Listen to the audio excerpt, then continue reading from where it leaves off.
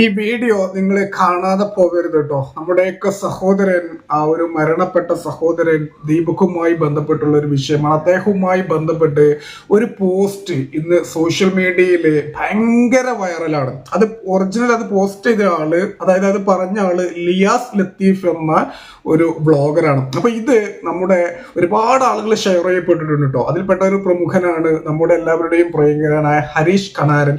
അപ്പോൾ ആ ഒരു പോസ്റ്റിന് അത്രമാത്രം വാല്യൂ ഉണ്ട്, അല്ലെങ്കിൽ അത് നമ്മളെല്ലാവരും മനസ്സിലാക്കേണ്ട ഒരു വിഷയമാണ്. കാരണം അതിൽ നിന്ന് നമുക്ക് മനസ്സിലാവും ആ ഒരു മരണപ്പെട്ട ദീപക് എന്ന് പറയുന്ന സഹോദരൻ ആരായിരുന്നു എന്നുള്ളതും റീച്ചിന് വേണ്ടി തന്നെ ആ ഒരു പെൺകുട്ടി ചെയ്തത് അത് ഇതിൽ നിന്ന് മനസ്സിലാവും. എന്തായാലും ഞാൻ ആ ഒരു പോസ്റ്റ് ഇവിടെ ഒന്ന് വായിക്കാം. തീർച്ചയായിട്ടും ഒന്ന് കണ്ടാൽ മാത്രം പോരാ, നിങ്ങളുടെ ഒരു വിലപ്പെട്ട അഭിപ്രായം കൂടെ പറയാം. അതേപോലെ നിങ്ങളുടെ ഒരു ചോദ്യം കൂടെ ഞാൻ ചോദിക്കുകയാണ്.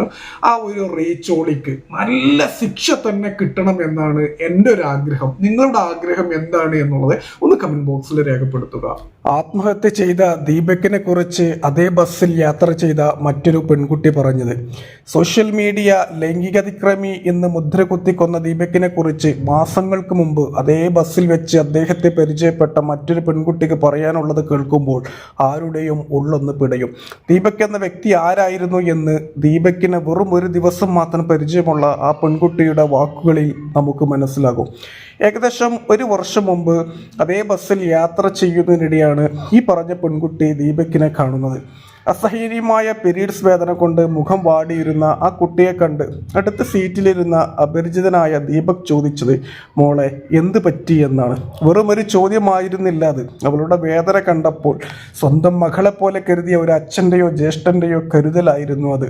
അമ്മയെ വിളിക്കണോ എന്ന് ചോദിച്ചപ്പോൾ വേണ്ടെന്ന് പറഞ്ഞ ആ കുട്ടിക്ക് തൻ്റെ കയ്യിലുണ്ടായിരുന്ന പാരസെറ്റമോൾ ഗുളിക എടുത്തു നൽകി അദ്ദേഹം ആശ്വസിപ്പിച്ചു. വേദന മറക്കാൻ വേണ്ടി പരീക്ഷയെക്കുറിച്ചും പഠനത്തെക്കുറിച്ചും സംസാരിച്ച് അവളുടെ ശ്രദ്ധ മാറ്റാൻ ശ്രമിച്ചു.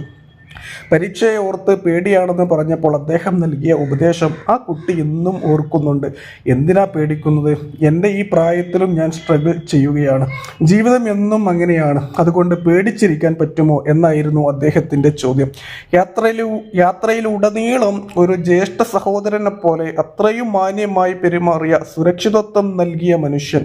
അതുകൊണ്ടാണ് ഒരു വർഷം കഴിഞ്ഞിട്ടും ആ മുഖം ആ കുട്ടി ഓർത്തിരുന്നത്. ആ പെൺകുട്ടിയുടെ വാക്കുകൾ കേൾക്കുമ്പോൾ മനസ്സിലാകും ദീപക് ഒരു ലൈംഗിക അതിക്രമിയല്ല, മറിച്ച് സ്ത്രീകളെ ബഹുമാനിക്കാൻ അറിയുന്ന, അന്യന്റെ വേദന കണ്ടാൽ മനസ്സലിയുന്ന പച്ചയായ മനുഷ്യനായിരുന്നു എന്ന്. ആ മനുഷ്യനെയാണ് കുറച്ച് റീച്ചിന് വേണ്ടി വരുത്തി കൊലപ്പെടുത്തിയത്.